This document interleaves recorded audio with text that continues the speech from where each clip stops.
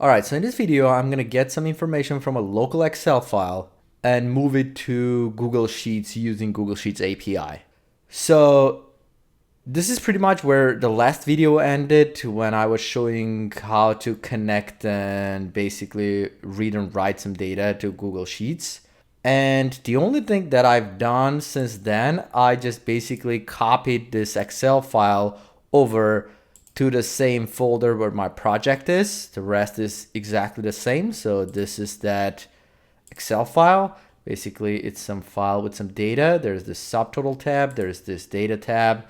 So I'm going to try to basically just grab some information from this local spreadsheet in my computer and move it over to this spreadsheet in Google Sheets. And we're going to do that again using NodeJS. So if you haven't watched the first video, go ahead and watch that first. So let's get started. So for this, what I'm going to use a library to be able to actually get the information from Excel file, and the library is called Excel.js. It's a NodeJS library. So to install it, you can see right here, copy and paste this link to this library over here. Right there, so hopefully you can get to it if you need to. I don't think you need to have this part. So to get this installed, we're gonna run this command. It's right here. I'm gonna copy that, go to my Visual Studio Code, go to my terminal, and that's my command, npm install Excel.js. Hit enter, and that should install this package. All of that is done. So this was that example of basically just connecting to our Google Sheets API, and then we went in here and we read some data from our spreadsheet right here, and then we did some modifications here, and then we wrote some data back to our spreadsheet. So for now, what I'm going to do, I don't want any of this to actually run. So for that reason, I'm going to comment pretty much all of this. Here we go. So that's not gonna run for the time being, and we're gonna get started. Because before we get to our Google Sheets and start writing any information to it, we need to figure out how we're gonna get this information from our Excel file. So we're gonna get that information through this library that we've just installed, and we're gonna start that library by requiring the library file, which if I scroll down here, there will be an example of that. So there it is. That's one example of that. So we're gonna just require it and use a variable for it. So I'm gonna go on top here. I'm gonna create a variable for this too. I'm gonna do constant ex for Excel, set it to equal to require, and the library is called Excel.js. So that's gonna be this variable. Actually, I'm gonna go with the full thing. Let's just say Excel, that's fine. So that's gonna be this variable, and I'm gonna grab that. I'm gonna go inside of this asynchronous function, async function. The first thing we'll need to do, we need to be able to read that file from that file we have in that folder. Now, to be able to do that, we need to first create a workbook. So I'm gonna create a constant WB for workbook. I'm gonna make it equal to, and I'll take that Excel package that we just imported right here, Excel dot, and this is gonna have a workbook, and that's a class constructor. So that means we're gonna do a new workbook. So now that's gonna create a new workbook. Now inside of that WB variable, if I do dot, we're gonna have different methods. See, there is this add image, add worksheet. Basically just think about it as a clean file, what we wanna do with it. Now, in this file, I want to basically just go grab some Excel data, and you do it using this XLSX dot, and this will have its own properties. So now we can write a file. which we don't want to do. We don't want to write an Excel file on our computer. What I want to do, I want to read a file. So I'm going to do read file, and then it's going to ask us what's the path. See, the path is a string. Where is the file located? Now, since the file is located in the same folder, I have to just provide the name of the file. So the name of the file is macpivot2017.xlsx. So that's the file. Now, if you look here, it says that this is going to return a promise. And promise, if you don't know what it is, just think about it. It's anytime, remember I said when you request something, it's going to take some time to get it back. So that's pretty much what it is. So it's going to take time for this to go get that file and read the file. So therefore, when we try to save it in a variable, we have to await for that. So I'm going to create a let, and I'm going to do Excel file. And that equals to await this. Now, this variable Excel file now, it's going to have its own methods and properties. See, we can add worksheets, we can do this, we can do that. Let's just look at this worksheets property. So I'm just going to log this to see what's in it. So I'm just going to do console. Actually, let's just save it in a variable. I'm going to say let ws equal to this. And then we'll just console log the ws to just see what happened in there. So I'm going to save this to run this file. This is this main.js file. We're going to go here and do node space main.js. And it says connected, and then it took some time to go read the file. And so see, there's worksheets and one, and then there is rows and all this stuff in it. And then at some point there is going to be another worksheet. I'm not going to scroll down, but there should be two of them because see, we have this data is the first one and subtotal is the second one. So I want the second one, subtotal. To get to our worksheets, that's going to be basically an array, and see this that array closing syntax right there. So if we get ws0, save it and go back and run this. See, this should get us the first worksheet because 0 in JavaScript arrays is the first position. See, we have all this like information about this, etc. Now, if I do 1, it should be our second worksheet. So that's one way to go about this. Another way to go about this, we can take this Excel file and do methods like get worksheet. And when we do this method, see, it's gonna accept a string or a number. So I'm gonna do it by string, so by the name of the worksheet, so subtotal.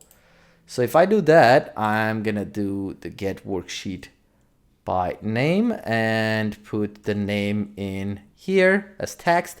So now this ws should be that worksheet subtotal. If I save this and go back and run this again. So there it is. So that just gets us that worksheet with all this information in it. So you can scroll through it. This is like a huge object with a lot of things in it. Now, in this worksheet, we want the data. So the worksheet itself will have its own methods. See, we can add row, we can add rows, we can see what columns we have, etc., etc., etc. But what I'm interested in right now is this thing called get sheet values, which will basically just get the values out of that worksheet. And that's a method, so I have to use parentheses like this. Actually, instead of doing this inside of this console log, let's just save that in a variable. We'll call let data equals this, and now we'll console log that data. Save it. So let's take a look. I'm going to go back and run this again. And see, we got some data back. So if you look at this last one, it's basically saying that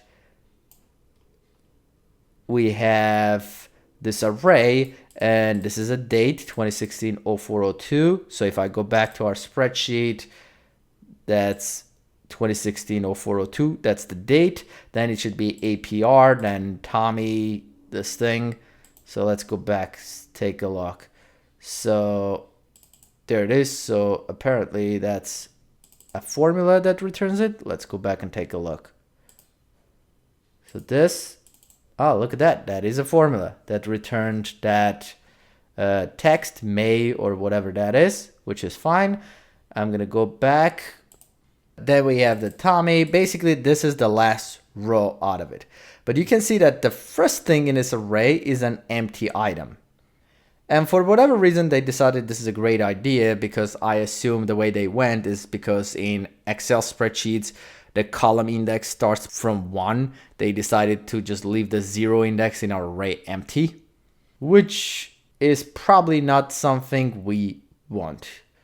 So, and then if I go up, the next is the next one. See, it keeps going. Then we have the next one. Then we have the next one, and so on. First of all, we don't want this empty first index in our array, because if you remember, in Google Sheets, everything with JavaScript arrays, when we start working with our API, is going to be with 0. There is no really 1. And we don't want this empty stuff there. The second thing we don't want, because we just want the data, we don't really want to have the formula thing B3 and results APR here, which is pointless for us. We just need the actual data. So in this case, we need the results of that formula. So now let's convert this to something we can actually use in our sheets. So we're going to do data, and we're going to map that to a new array. And that will accept a callback function. And that's just a regular array. We're going to map through it. I'm going to do R for row, and this is going to return a new array. So we'll just save it inside of the same data file, because we're trying to transform it. And then we'll log that out after we're done with it. So I'm going to do console log here. Good. So in this, what we need to do, this is our row. The row, just to remind you, let me open this a little bit. So the row here, the first thing is empty. We don't need to get that. So what we do need, we need the second thing, which is a date. So that's the R1 is the second one. In the end of the day, we're going to return an array, right? Then the first thing in that array is going to be R1. So the next thing is the cell with a formula, which is an object, and we want this results out of it. So that's really the 0, 1, 2. It's the second thing in this. So that's R2. And out of that, we need the result. So we're going to do R2 dot result. And then we need the next thing over. So that's R3. I'm going to do R4 and then R5. I'm not sure if that's it or not. Let's see. 0, 1, 2, 3, 4, 5, 6. So one more and R6. So that's going to be what I'm going to be returning back. So let's rerun this to confirm that that created what we need. So I'm going to run this again. Connected. That brings back. And here we go. Now we have a nice array of arrays. And I think we're missing something, because this should have been... Oh, I thought I did 6. What happened to 6? Okay, R6. I'm not sure how I missed that one. So run this one more time. There it is. So now because it doesn't fit on one line. See, it did this thing, but basically that's date, that's that April, this. Good. And at some point, what I do want to show you is the beginning of this, because we're probably going to have some problems with that one too. Yep, there it is. See, the beginning of that array, again, the first line is empty. Again, I suppose for the same reason. So see this first item, we really don't need that. And then the second line is the labels. And apparently the second column is undefined. There is nothing in the second column. Oh, that's because I was extracting the formula. There is no formula here, and that's why it's basically undefined. Okay, that makes sense. But I don't want this either. I don't want this column names in my array. I just want the data.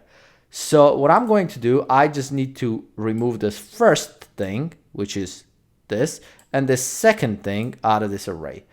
And the way I'm going to do that, I'm going to keep this simple. I'm just going to do data, which is my array on top, and I'm going to shift. And shift just drops the first element in our array, and the first element for this array is going to be this empty element.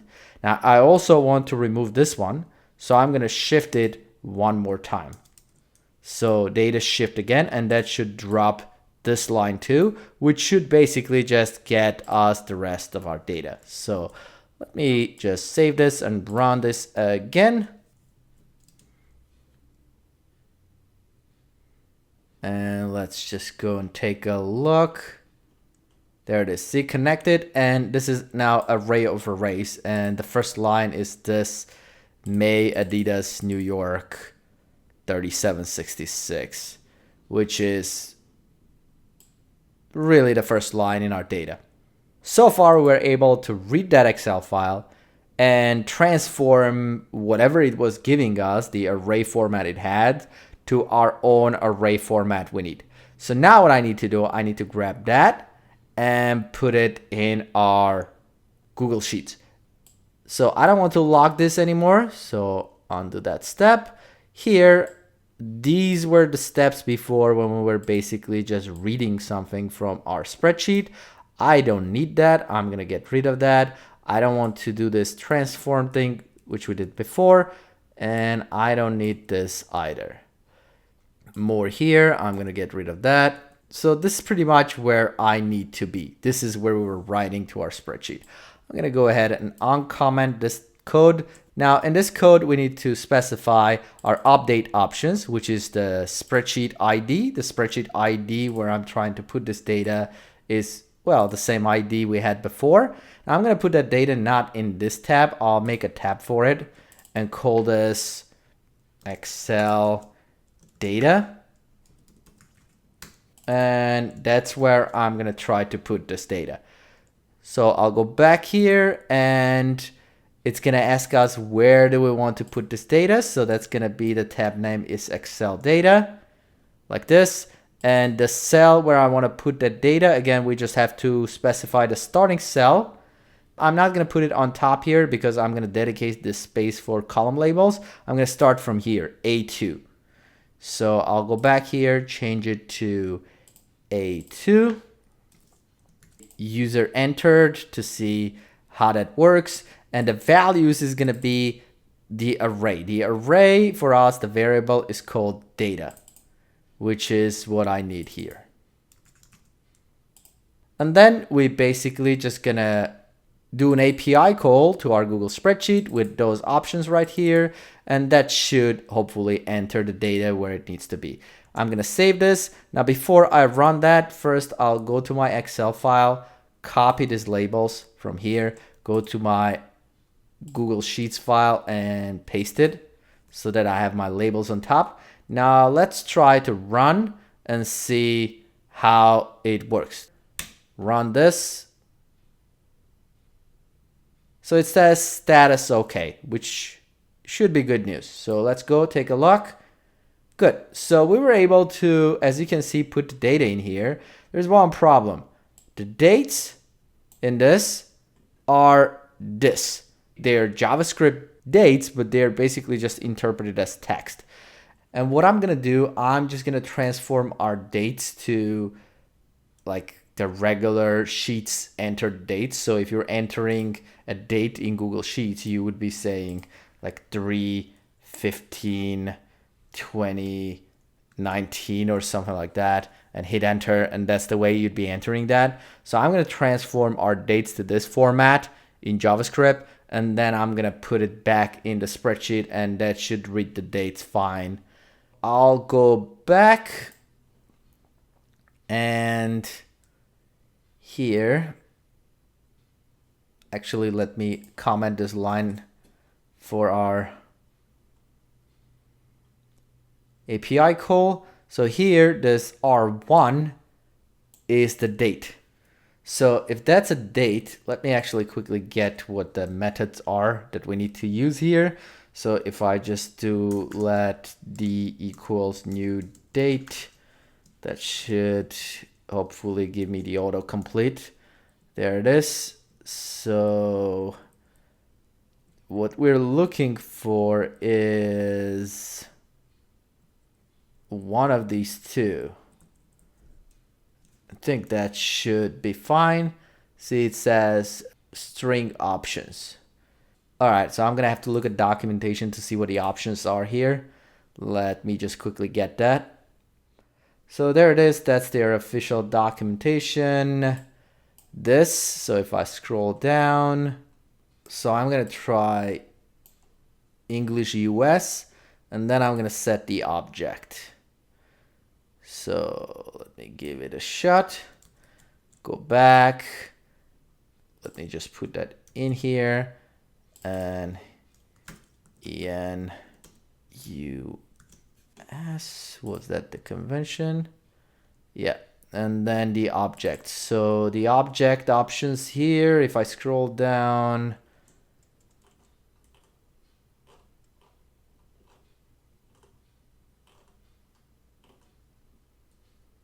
see, we have month, numeric should be 2, day, numeric should be 1, and year, numeric should be 2012. That should work out. So let's just do that. So I'm going to go here and do month,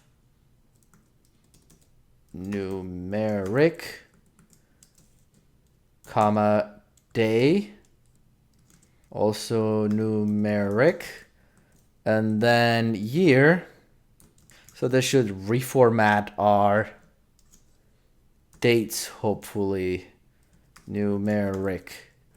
I think that's all I need, but I don't need this here. I need this attached to, copy that, to the date. And for me, the date is this R1, the first one. You should probably do a check before you put it right in here to make sure it's a date before you do this. But I'm sure you can do it on your own and do an if statement in there. For now, I'll do this. Let me save this, try to go back and put this in our spreadsheet, I guess, and see what happens. So I'll go back here and run. Got status 200 okay. It's not surprising, but we want to see our dates. 5/8/2015. Let's make sure we got that right. Well, I don't think we did. So that's 5/9/15. That's 5/9/16. So there's something going on with time zone offset here. So see, there is this time zone apparently can pass to it. So let's just do UTC to see what happens. I'm gonna go back and add a time zone to this. Save. We'll have to see what time zone we have to do for this to work. So I'm gonna run this. Went through. Let's go back and take a look. 5/9/5/19/17. Let's go back and check our spreadsheet. All right, so that's good. So we have to deal with time zones too there. Good. So 4/2/16, that should be the last one. And it is. Good. So that works out. So that should do what we need. So this should give you a little idea what you would have to do. You would probably need to do some error handling here, because if this was not a date in one of those cases, it will just throw an error. But other than that, this works. So this gives you a lot of possibilities. You can schedule a job to run this function every day or every X number of minutes, and that way you could just get updated data to your Google Sheets from your local file if necessary. But that's what I wanted to cover in this video. Thanks for watching. Please subscribe, and I'll see you in the next one.